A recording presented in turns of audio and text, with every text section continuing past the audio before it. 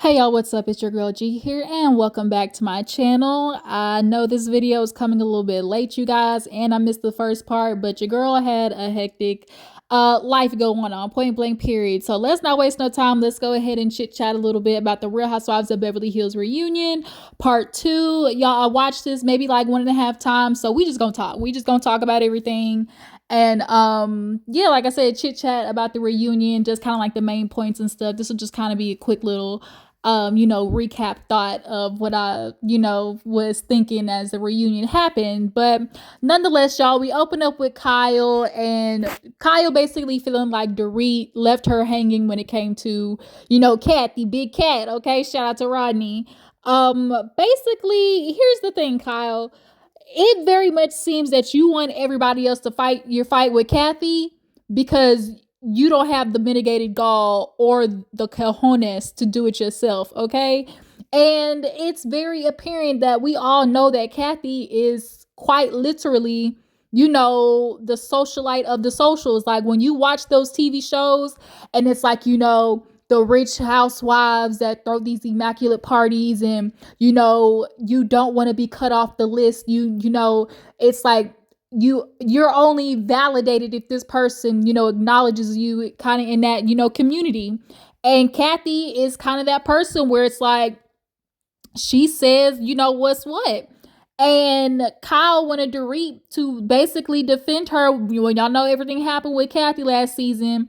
And Kyle and Lisa Rinna, everybody know Kathy went off and said a whole bunch of lame about Kyle. We all know it, but producers definitely didn't play it. Bravo definitely didn't want them problems with Kathy because she definitely was threatening people behind the scenes. And it was what it was. Kyle just was looking for support. But here's the thing, like I said, Kyle, it's more than just you trying to get other people to fight the fight for you. It's also another thing that one, y'all are family, and two, y'all be falling out and making up. So who is it? Like, it's crazy for me to fight and fall out with somebody that you gonna be, cool with in the next 2 weeks. So yeah. But I do agree, Dorit just didn't want them problems, and Dorit also, she sees the comments, and Dorit just wants the least amount of backlash as possible, which is why she's so hard-headed when it comes to the situations with Garcelle, because she is just trying so hard not to be perceived as a certain way, but it's like the more you're fighting it, the more you're proving everybody's point. But nonetheless, yeah, that's what it was. So then we get into Kyle, changing her lifestyle, not drinking, things like that, meeting Morgan. Dorit expressed like she doesn't think Morgan, influenced it, but definitely, played a part. And just her continuing to, live that sober lifestyle. Kyle hasn't drank, as what she said, for like a year or so. So, it just was a personal decision. And of course, that made everybody else kind of like, okay, what's up with Kyle? Because, girl, not only are you not drinking, but you working out incessantly, you getting all these tattoos, hanging out with different crowds. Like, it was a lot going on. And so then that's when we got into basically, Sutton kind of feeling like, Kyle, you had all this stuff going on in your life and weren't coming clean. You weren't coming forth. I know a lot of times we have these TV shows, it's like the women understand, yeah, you got to give up your life, but it's like also trying to figure out a balance of like giving up my life and, being open, but trying to keep things like behind the scenes. And they were like, oh, Kyle, you didn't tell us what was going on. She was like, yes, I did. And she didn't go into detail, but she was like, this is just the hardest year, that my marriage has had or whatever. And so Kyle tried to turn it into, well, what makes you feel like you're entitled to my life? What's going on in my bedroom? And it's like, that wasn't what we was talking about. We weren't talking about having to be all up in your bedroom, Kyle, but we not gonna sit and act here and play like the rumors wasn't around, the whispers and all the behind the scenes that Mauricio was out here with his old fine ass, dipping it and doing it. And Kyle finally admitted that, she retreated. She was like, because Dorit's like, Kyle, I know what's going on in your life because our husbands are close. So I know, when you're doing things like that or whatever. And then Kyle at first tried to be like, well, maybe, I was just expecting like maybe you would just see what was going on and reach out to me.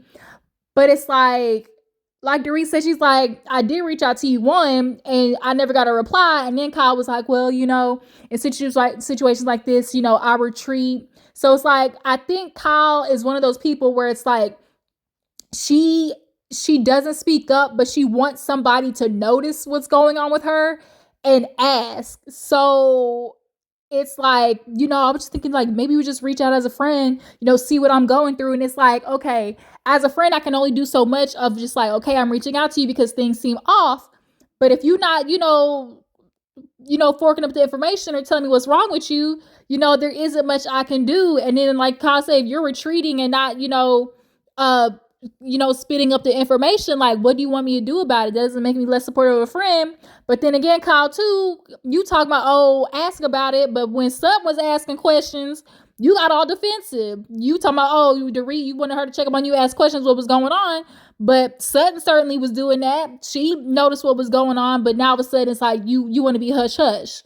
So then we get into Sutton and how she, because Kyle's like, yeah, when you don't drink, it does kind of change in you. This year I wasn't reckless. And Sutton was like, on the contrary, girl, you was very reckless when it came to me, trying to insinuate that I had a drinking problem. And here goes Kyle. She was on her bull with the deflecting, talking about, I didn't say you had a drinking problem. I never said, I was just saying, maybe, it was with your medication that you were taking, or, I didn't know if you maybe had a drink before you got there. I never said that you had a drinking problem. And someone was like, yeah, you never said the words.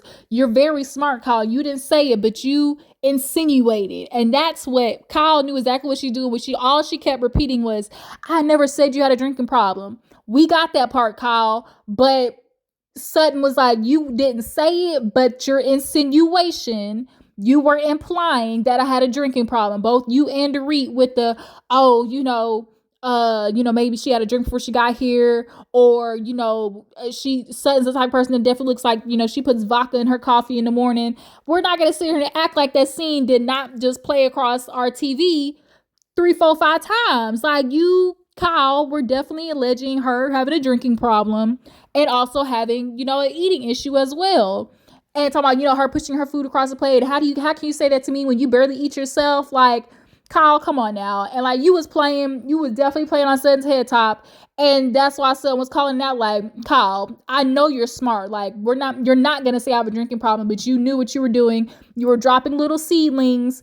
And then finally, basically, Kyle was upset that Sutton came for her at that weed party. She hasn't forgiven her for it. And so as the season was going on, she started taking jabs, because have you noticed when every single thing came up, an issue between Sutton and Kyle, she kept bringing up the weed party. So Kyle was not over the fact that she was like, how dare you come in my house and feel like you can question me? I got my daughters upstairs, things like that. Kyle was just not over that weed party and how Sutton basically got in her ass and, was questioning. She was like, then Garcelle, she clearly was saying something that that y'all had talked about already about me, and so that I could tell definitely was what Kyle was like, fueling her fire and basically taking jabs back at Sutton, because some were saying her little slick stuff in the confessionals, and Kyle, so were you, point blank period.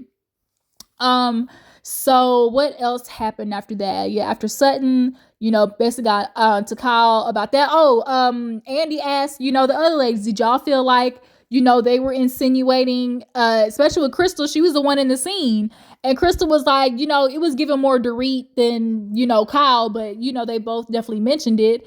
And so finally we get to Dorit, and it's like, Dorit, do you think I have a drinking problem? It's like, no, I mean, I don't know if you have a drinking problem. I don't think so, but I mean, I'm never around you, so what do I know?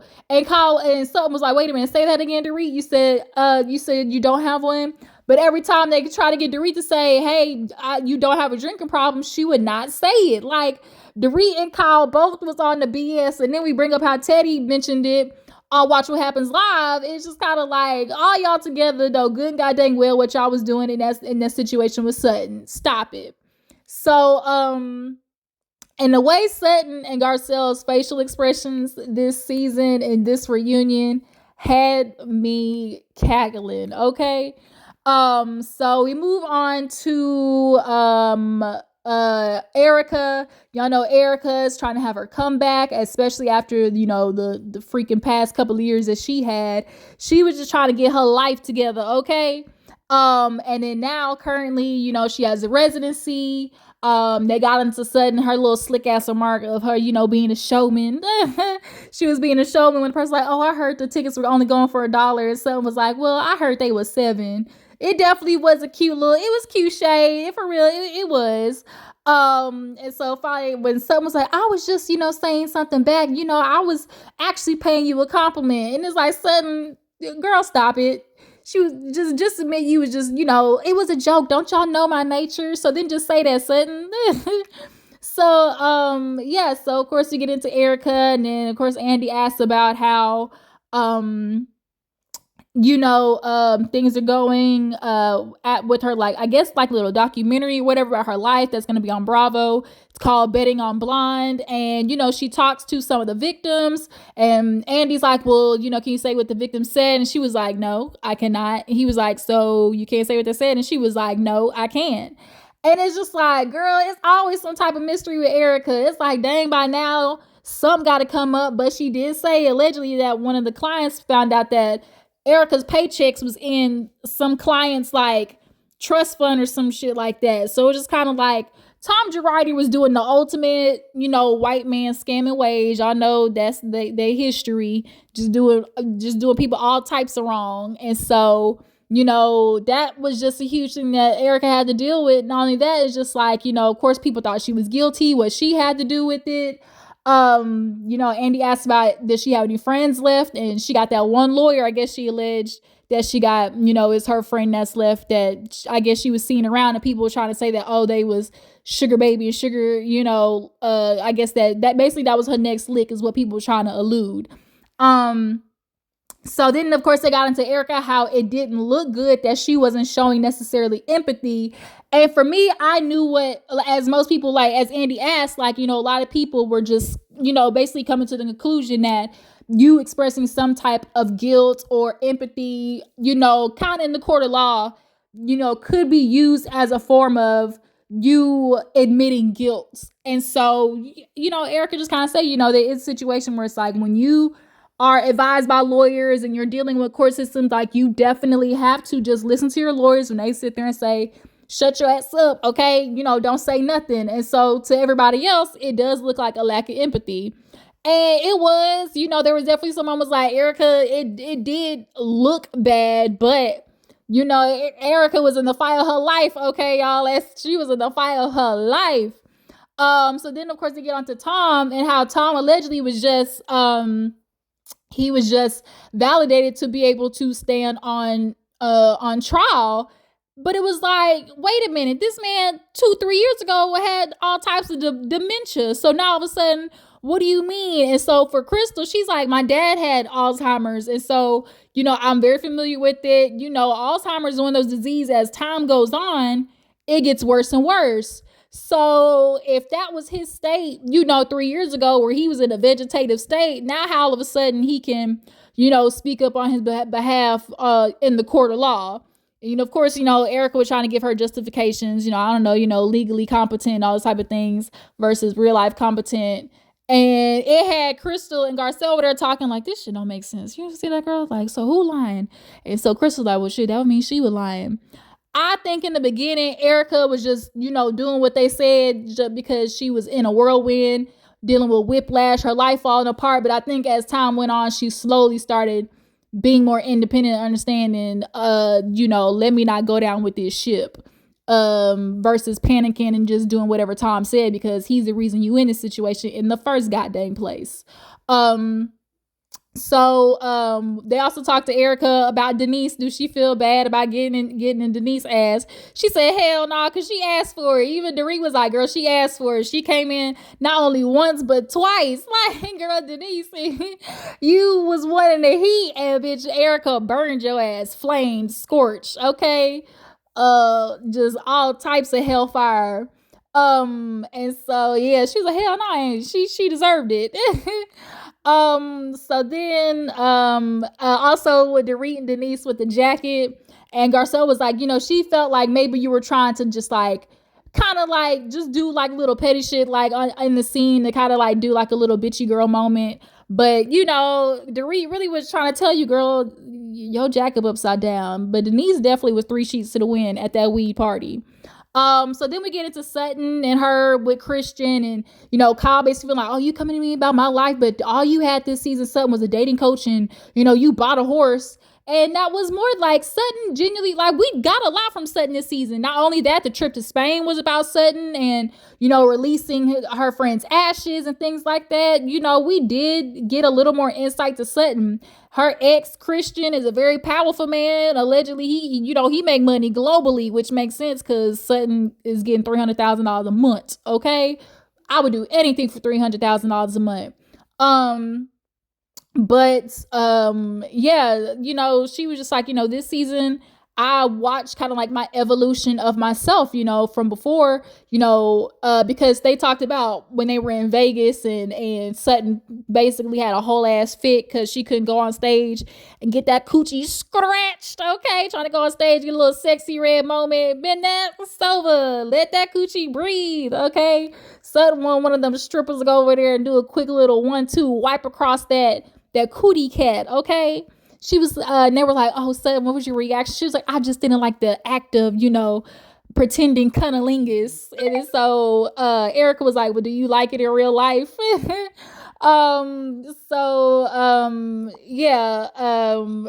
She was just like, that day Christian told me basically like, we're moving to London, you're going to London, James. And she was like, I finally had to stand up to him and be like, no. And that's when Garcelle was like, that's when I realized, the hold that he still had on Sutton.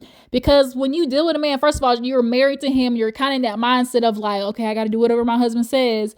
And then not only that, like she said, like he got money, power, like all those things. Like, Andy did say something though that was very true. He's like, as of, my years of being a host, I have noticed that, wives come on this show and they kind of garner like a new confidence, to stand up and, speak for themselves, which is very much true. We've seen a lot of times these housewives get on, the show, Nene, for instance, like they get on the show and finally, speaking back to their men and letting them know, like, I ain't just gonna be no follower. So much so where Kyle, they got into how the fact that, oh, do you just sign papers, without looking? And she was like, my mom always say, don't trust a man, but sometimes it's just too much fine print. And it's like, and Erika was like, it's okay to trust your partner.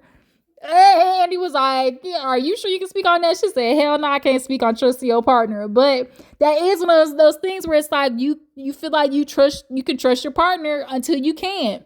But it's like, as much as I feel like you feel like somebody, always, one, have your own, and two, better, okay? You better watch your back, okay? Because these niggas is fickle.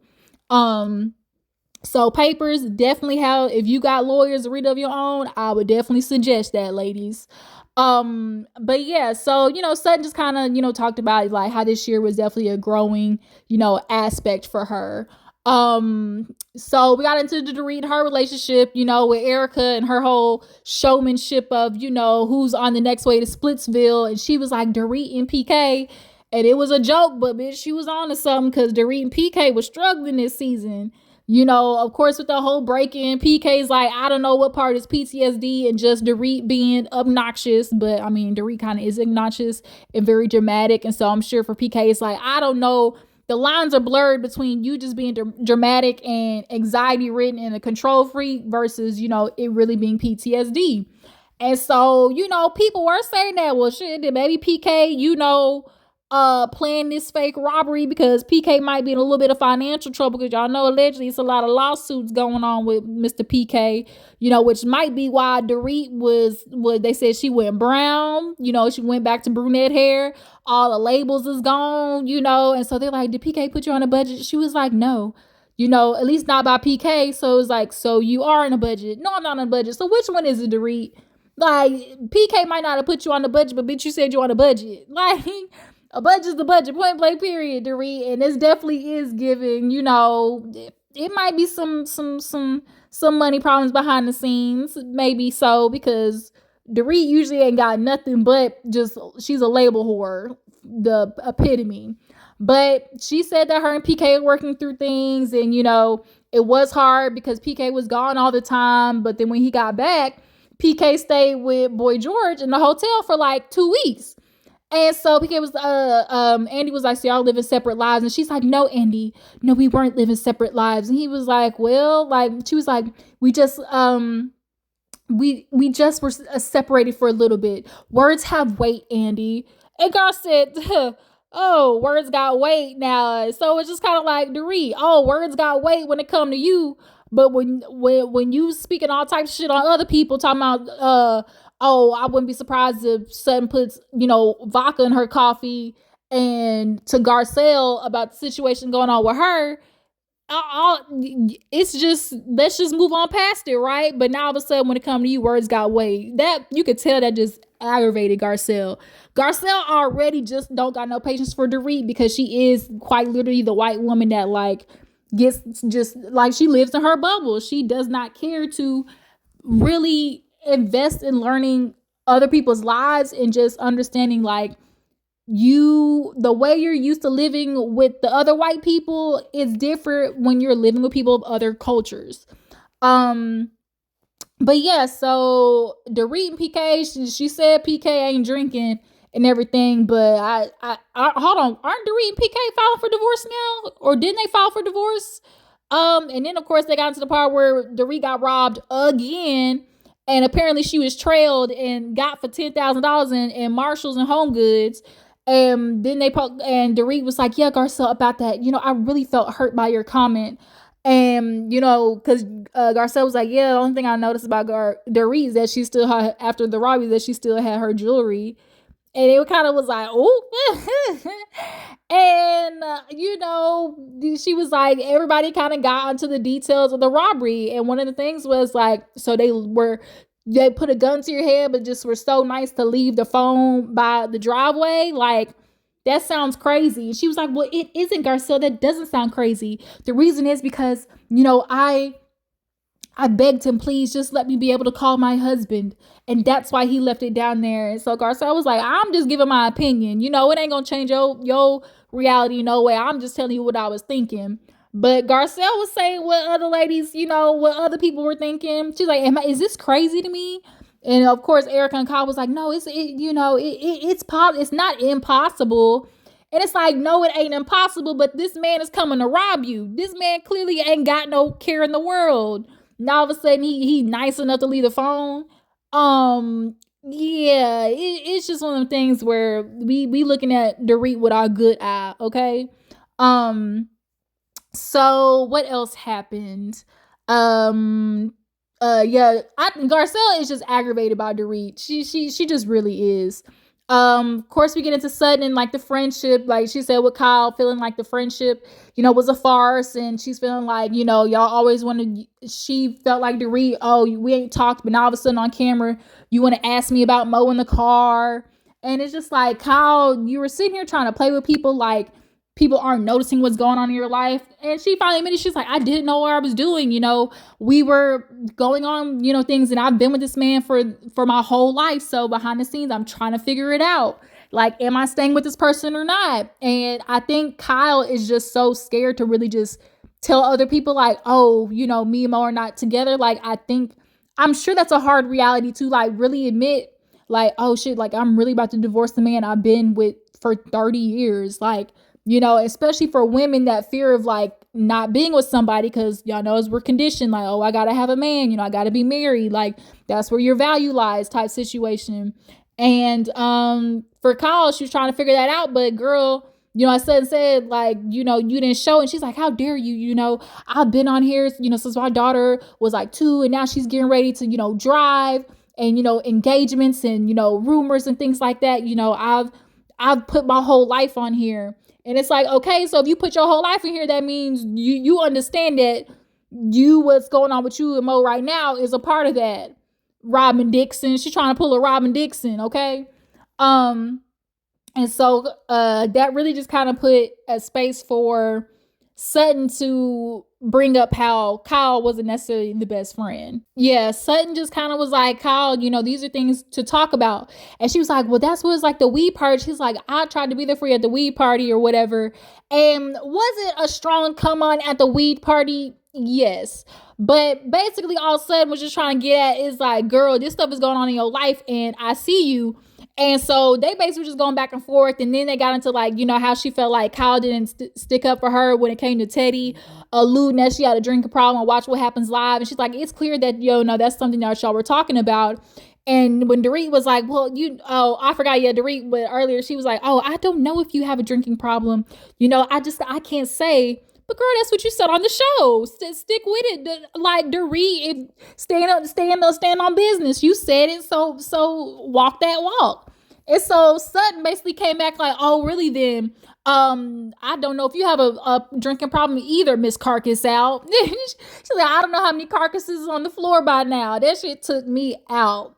And then so yeah, just kind of episode just kind of ended with Kyle and Dorit going back and forth about how, she felt like this season was just like not good between them. So next week we see big old Cat come out with all whole rich white woman tease.